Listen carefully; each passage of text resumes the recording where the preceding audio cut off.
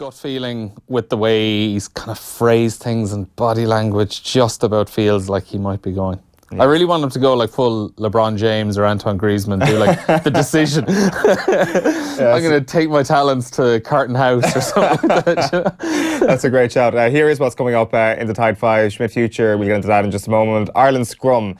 We're going to get into some deep analysis, some rugby nerdery over the next few minutes. The Irish 15 for tomorrow. The best ever second Irish team is what we're contemplating. England against Australia. And then off the back of that, is that a battle for who's the number 3 team in the world? Are Wales the number 3 team in the world? Are the Springboks? We'll get Neil's take on that in just a moment. But just to go back to Joe Schmidt, like, is it a case here where it's simply Ireland or the all Blacks? Or is there some sort of middle ground here where Joe Schmidt is like, actually, I'm going to take a break for a while or manage a club team down there or something? Yeah, I wouldn't rule out the possibility of a middle ground where he'd go away and maybe, work in Super Rugby for a couple of years, maybe not necessarily jump straight into the All Blacks gig.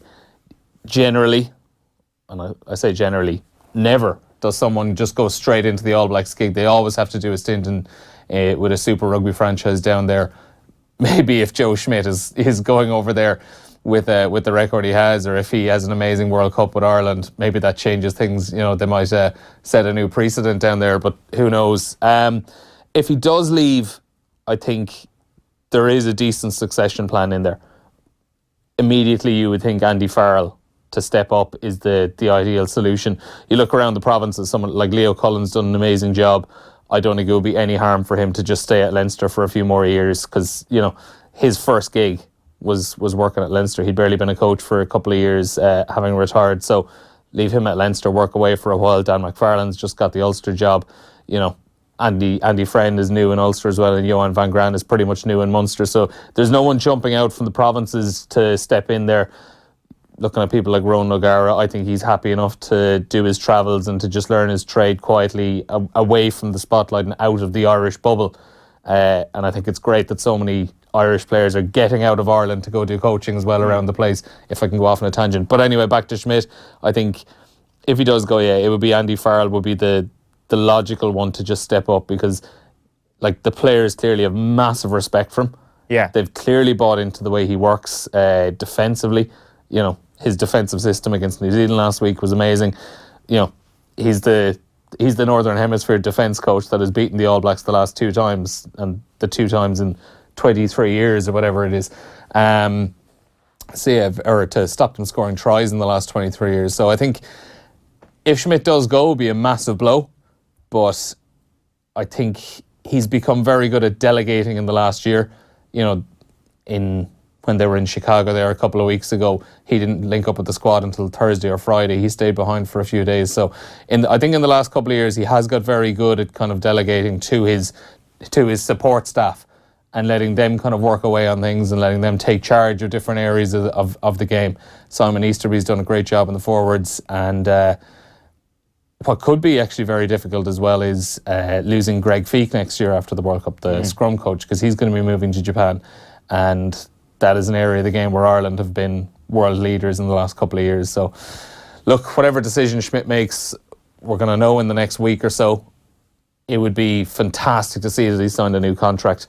Even the poison chalice that we've got used to in Irish sport of Irish coaches signing contracts before World Cups, I think you could make an exception this time around, given what he's actually achieved to date. He's proven that he's got the track record. But look, you probably just would be edging on the side that he might be leaving.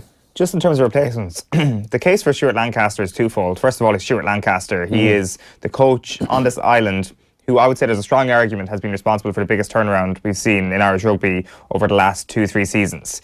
Second of all, you take him out of Leinster and then you talk about Leo Cullen's development. Like, suddenly Leo Cullen has to go to another level. He has to face the challenge of doing this without Stuart Lancaster. The amount he's learned from him, having more responsibility to himself. So it benefits the idea of Leo Cullen being the next Ireland manager after that in 4 or 8 years' time, whatever it may be. So I think the benefits to that are twofold to get Lancaster into the frame. The thing is, you get the band back together, Lancaster and Farrell. Yeah, and we don't really have a clue what the relationship is like between Lancaster and Farrell. Obviously, I think, since the World Cup, we would have heard, that there was the kind of debates over selection with England in 2015. So to be honest, I don't think a lot of us really know what their relationship is like at all.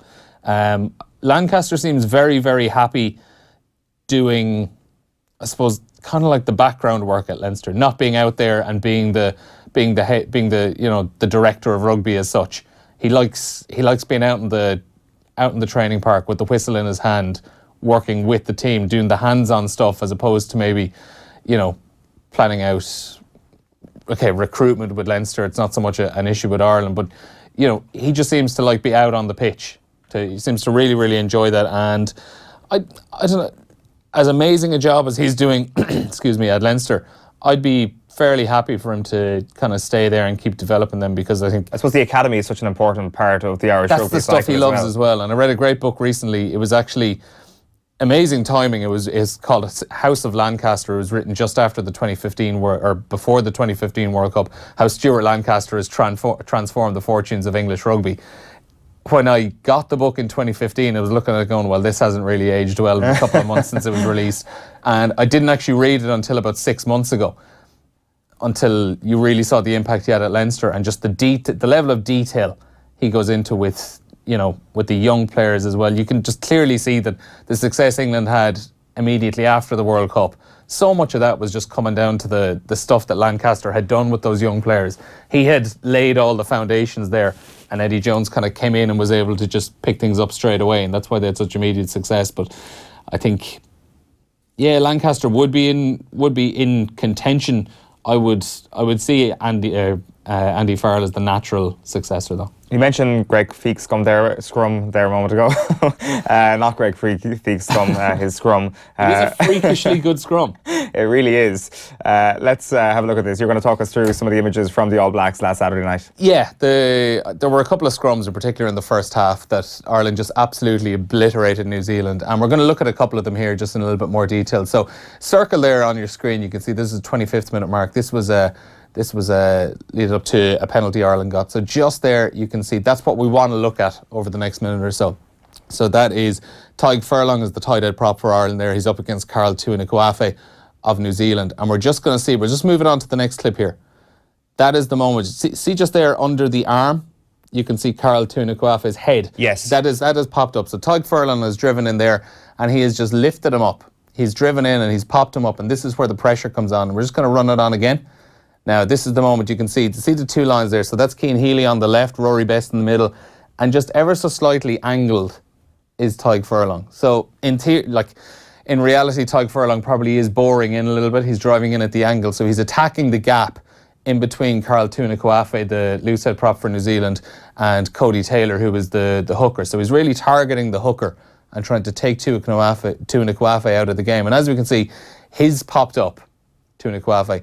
He's on the outside, and really he's irrelevant now in the scrum. He's got absolutely no power to... Now. Yeah, it's 3v2 basically for Ireland. But you can just see the slight variation in the angle there. And that's where Furlong moves in. What I'd also like to point out as well is Cian Healy.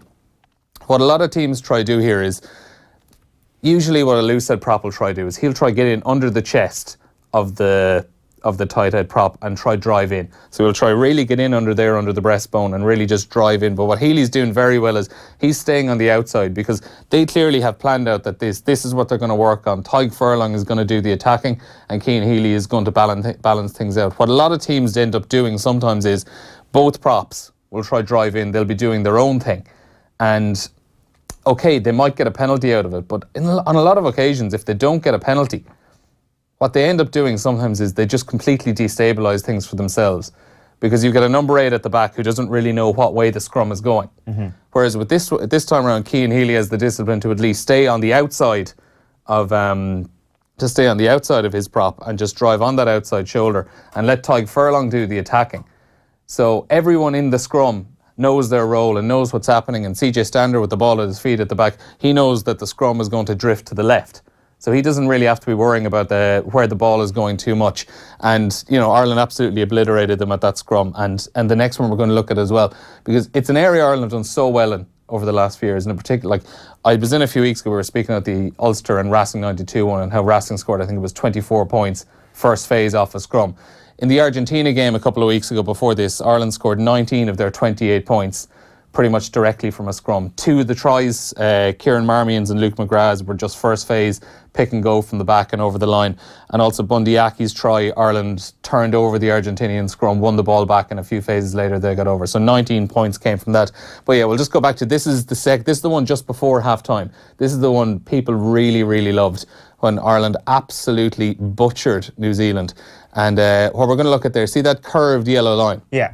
That's Carl Tuinukuafe, the loosehead prop for New Zealand. Now, that is how his body shape is lining up before the scrum. It's exactly what you don't want to happen. His back is arched. This is before the scrum. This is as they've set. So this is clearly what Ireland are doing to him. Like, surely an all-black prop can't go into a scrum in a poor body position. Well, can he? In a few minutes' time, we'll actually see it from the other side, and he just sets up poorly. And you see, he's doing it. He's trying to get down low he's trying to go low to drive up, if you know what I mean. He's trying to drive down and up to lift furlong. And it does not work out from whatsoever. So we can see there the arched back, and we'll just roll it on to the next one. And that is what happens straight away. He tries to drive down and up, but Tadhg Furlong just maintains a good body position, maintains it flat, and he's actually driving quite parallel to the rest of his teammates here. It's not really a case that he's boring in or anything like that, but Tuinukuafe just gets his angles completely wrong, and Tadhg Furlong just gets straight in under him and pops him up. And we'll just roll it on to the next one here. And what he does, but this is something I absolutely loved. I put a GIF out of it there on Twitter earlier in the week. Tadhg Furlong, not only, this is where you get into the dark art stuff. The scrum is over at this stage. Ireland have the advantage. And you can see there circled, Tadhg Furlong, he has grabbed a hold. He's maintained his bind on Tuinukuafe. It almost like as a matter of principle, like, the scrum is over, but I'm still bound to you. I'm not leaving go. And what he does is, Furlong just holds onto him, falls to the ground, brings Tuinukuafe with him, who is as well bound to Cody Taylor, the New Zealand hooker. He comes with him. So Tadhg Furlong has taken 2 defenders out of the game straight away there. And that is after the scrum. And, it doesn't come 10th and Ireland don't score a try off it, but you can just see that it's not necessarily just what you're doing in the scrum. It's maintaining the bind after and just kind of, he's almost doing it in a way as like, you tried to get in under me and mess me up. I'm just going to hold on to you here now for a little while. But there is like a kind of a, he's just thinking a few phases ahead. And we'll just look at it again here from the other side. I mentioned there we have the other angle of it. This is how he's set up at the start here beforehand. You can see Tadhg Furlong's angles are perfect. A nice right angle at his hips, and then just a nice bend at the knees, about 120 degrees.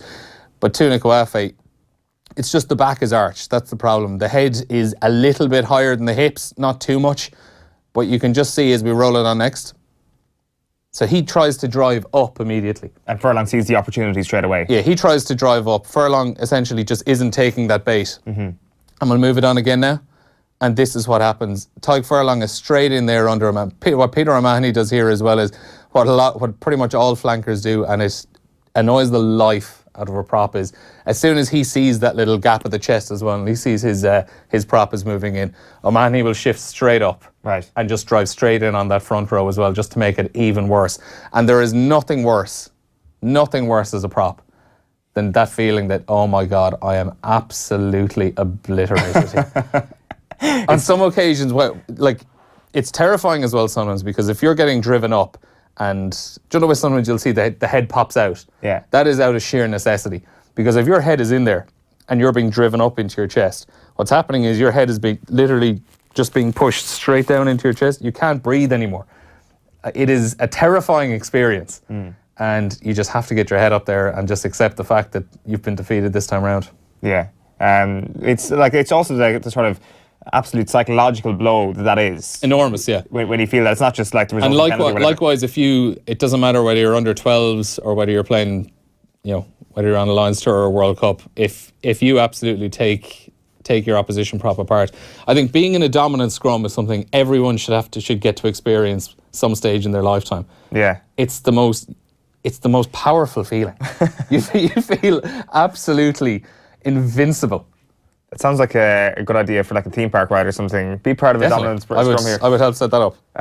Quickly, we're going to get into the Ireland team. Is this the best Ireland A team we've ever seen? Yeah, I mean, like arguably, it's probably not a debate we've had before, so we've nothing really to look back on. But if you're just talking like the sheer depth of team, absolutely it is.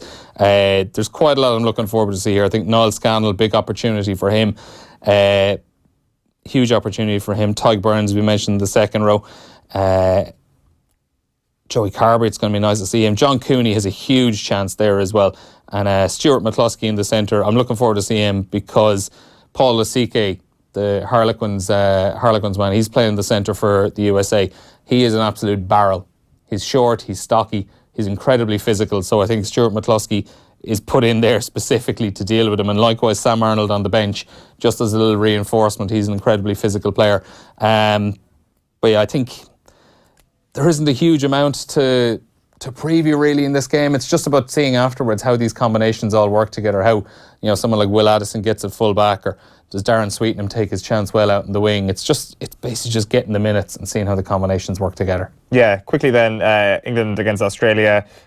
Like, it got me thinking, who is the number 3 team in the world? Currently, if you look at the rankings, it's Wales, and then you go down through the rankings, you've got England in 4th, South Africa in 5th, and Australia in 6th. But if you look at the points in the rankings, the gap between Australia and Wales, between 6th and 3rd, is actually a smaller gap than exists between Wales and Ireland, between 2nd and 3rd. So, like, I don't want to say there's a divide between the top 2 and the rest. You said it this morning, and as soon as you said it, in my head I went, I haven't a clue who the 3rd best team in the world is. There's so little between them, and on any given day I'd say they could beat each other. By the time the World Cup comes around, I'd be banking that I think South Africa would probably be the 3rd best team in the world. I think Rassie Erasmus is doing some good stuff with them. I liked, they ground out a win there at the weekend. They lost against England, fair enough, a couple of weeks back, but I think they're making real progress in comparison to where they were 12 months ago. They were a complete rabble. I think they're making very good progress, and come the World Cup, I would say they would be in that next bracket after Ireland and New Zealand, and could potentially be quite close to those two as well. A reminder this morning, you're watching OTB AM and it's live at screwfix.ie, championing the trade with a choice of over 20,000 quality trade products.